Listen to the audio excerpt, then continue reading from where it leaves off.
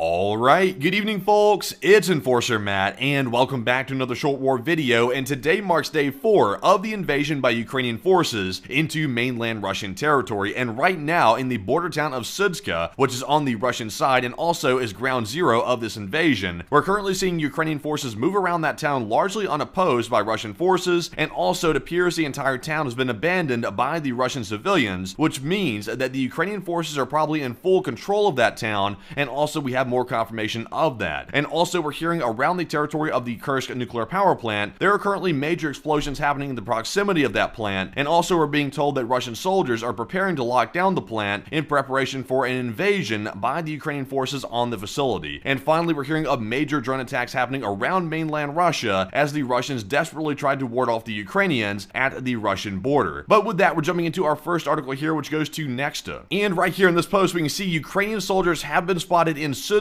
and specifically we have a photo of a Ukrainian soldier near a grocery store in the city of Sudska in the Kursk region, and it's spreading around very rapidly online. And this store is located allegedly 10 kilometers from the state border with Ukraine. And also noted right here, the Russian propagandists claimed that Ukrainian forces failed to take the town, and that's totally false. As we see right here around the grocery store, which is in the middle of Sudska, there is a Ukrainian soldier wearing the blue armband, clearly marking that they are Ukrainian and they are here to stay. And here is a Google Maps image of that store. So clearly the Ukrainians are here, and we have even more proof of that in our next post right here, which goes to Max24. And believe it or not, the Ukrainian forces have officially taken full control of the town of Sudska, according to what these soldiers are saying in the video. And unfortunately I don't have a translation to show you, so it's kind of pointless to watch the video because it's not translated to English. But these soldiers are basically saying that the entire town is theirs, they have it under control, and as you can see, they're standing in front of the Gazprom office right there in the middle of the town. So it is a done deal. The Ukrainians have moved very rapidly, taken a lot of ground very quickly, and now they're in full control of the Russian-controlled border town of Sudska. So a very big victory indeed. And with that, we're moving on to our next article here, and this one goes to us on Twitter at It's the Enforcer. And in this post right here, we have footage which appears to show the streets of Sudska in the Kursk region of Russia are completely deserted, and also there's not a sign of any life except for the Ukrainian soldiers in the entire city, suggesting that all the Russians have fled, and the people that are left are simply very far and few in between that are also mixed in with the Ukrainian soldiers. But with that, let's take a look at the video and see just how barren the actual city is. But as you can see right here, the civilian is actually driving around and filming all the carnage left behind for the battle for the town of Sudska, and you can see that the entire place appears to be abandoned, and there's a lot of burned out equipment on the side of the road right here. It looks like Russian equipment as well. But the Russians really did not put up that good of a fight because the entire town has been taken by the Ukrainians now, and it is a done deal. So not good for the Russians whatsoever, and a lot of the Russians actually fled. They just basically cowardly ran off from the entire town and weren't willing to fight for it. So now the Ukrainians control it and the town is deserted. But with that, moving into our next article here, this one goes to Blaskovka. And in this post right here, we get more news about the Kursk nuclear power plant, and right now the Ukrainians are really moving in very close to that plant, and right now we're hearing explosions in Kurchatov, which is very close to the Kursk NPP, and this was reported by the mayor's advisor of temporarily occupied Mariupol. And meanwhile, Russian media writes that all the entrances to the nuclear power plant have been blocked and everything is de-energized at the units of the power plant under construction, and also the builders have left the building. So keep in mind though that while there are some reactors under construction, there are 2 active nuclear reactors at this facility. So if Ukraine were able to take this entire place, that would be a very big leverage over the Russians, because obviously that controls a lot of power going to the region of Kursk, and if the Ukrainians were able to take it, that would allow them to basically negotiate with the Russian government to get their power station back. But let's take a look at the video and see how big the explosion really was. So here's the video right here.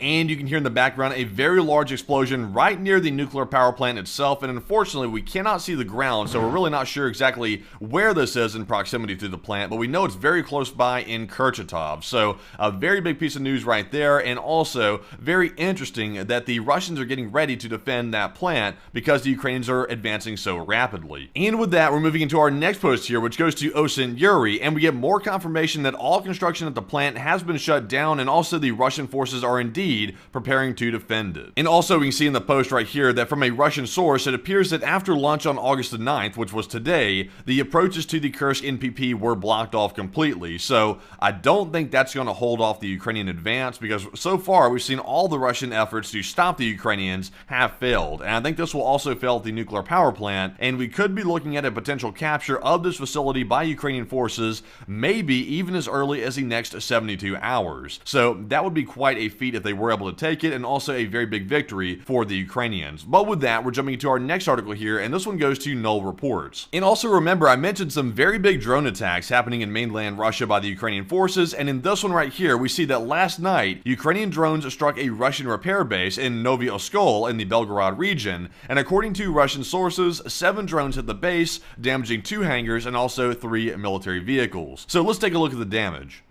And as you can see right here, the entire building is on fire. It looks like this entire hangar, or whatever this is burning, and it's up in flames. And there's the infamous Russian fire department right there on the left, waiting to get involved and turn this into a clown show, because they're not going to be able to put that out once again. I would say the Russian fire department is probably the most incompetent fire department on the face of the earth, and this is another incident which they're probably not going to be able to get under control. But there you go, significant damage. And also, this Russian repair base in Novy Oskol was not the only casualty that came out from last night. And in our next post here from Kyiv Post, we're learning that overnight, massive explosions in the area of a military air base in Russia's Lipetsk region appears to have been damaged severely in a large-scale drone attack by Ukrainian forces. So let's take a look at this video and see the absolute fireworks show going off in Lipetsk. And right out here in the distance is the Lipetsk airfield, and as you can see, it is going up in blazes, and there appears to be several Ukrainian drones hitting that air base out there, and it is severe damage happening. It looks like a fireworks show, like I mentioned a moment ago,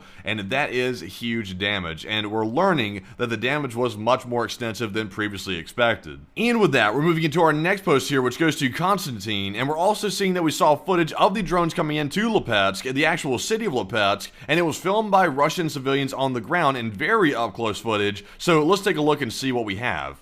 And right here you can see there's the drone flying right overhead of the Russian civilians at a bus stop, and we actually saw this last night, and there's a Russian civilian getting up and running off for his life after he saw the incoming arrival heading toward the airbase. So very interesting to see this flying right overhead of the Russian civilians right over the town of Lipetsk. But with that, we're moving into our next article here, and this one goes to Jason J. Smart. And y'all might vaguely recall the Russian column that arrived from the Russian-backed Donetsk People's Republic to assist in defending Kursk. That column is no longer in service. As you can see up here at 419, there was the column on the side of the road, and at 420, this was the column right here on fire and burning up, a mess right there on the side of the road, and it was completely taken out by the Ukrainians. So what do the Russians do now that this entire column's been taken out? Well, we learned that here in our next post from War Translated. And we can see that just 12 hours after the destruction of that Russian column, which we just saw burning in flames, with a dozen vehicles in the Kursk zone, Russia is now bringing up even more Russian columns to be destroyed.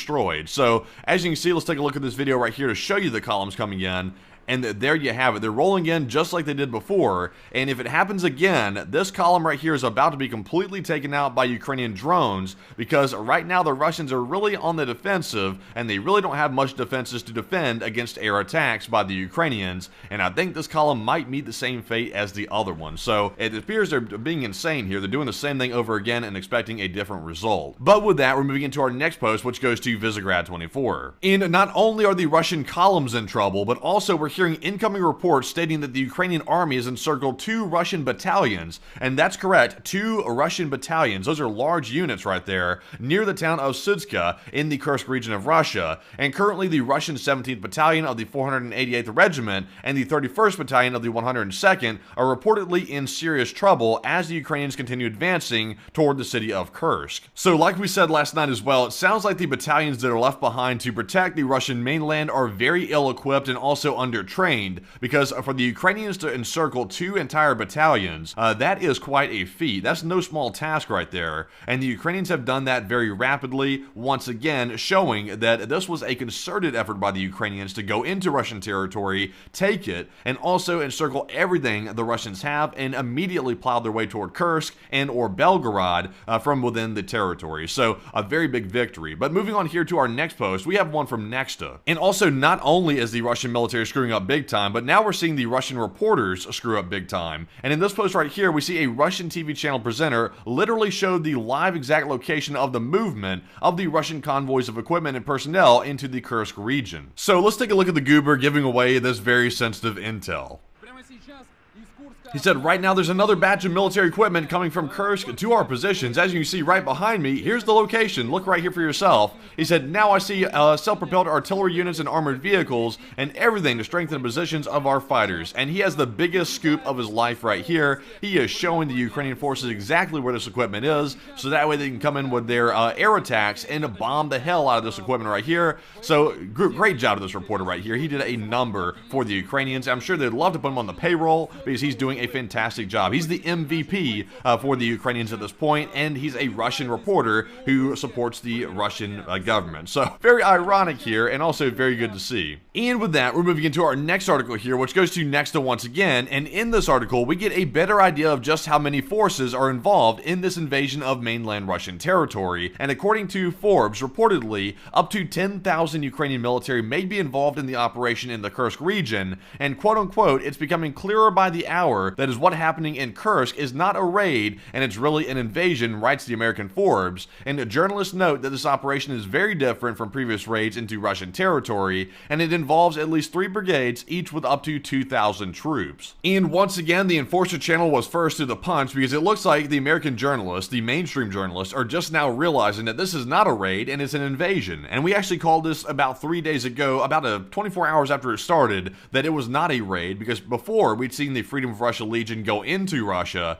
and those were raids. They went in and immediately withdrew after they caused some havoc, but this is a new front being opened by the Ukrainians into Russian territory, because a whopping 10,000 troops may be involved in the operation, and that is a lot of forces being put into Russia, and that is why they're able to move through so quickly through Russian territory and achieve their objectives. But with that, we have one more piece of news for the day, and this final article right here goes to Guy Elster. And we have just a little bit of news from the Middle East, as things still boil over there, but it seems like the invasion of Russia seems to have buried that story somewhat, even though it's still a very big one. Right now, we're learning that Iran's new president is battling the IRGC in an attempt to prevent an all-out war with Israel, according to The Telegraph. And the post goes on to say that top generals in the IRGC are insisting on a direct strike on Tel Aviv and other Israeli cities, focusing on military bases to avoid civilian casualties in response to the killing of Hamas leader Haniyeh in Tehran, but the president has suggested targeting secret Israeli bases in Iran's neighboring countries, as it did in the past, and before the first ever direct attack on Israel in April. So allow me to translate the Iranian president's words, because he was very vocal about going in and making Israel pay a short while ago, but now he's having cold feet,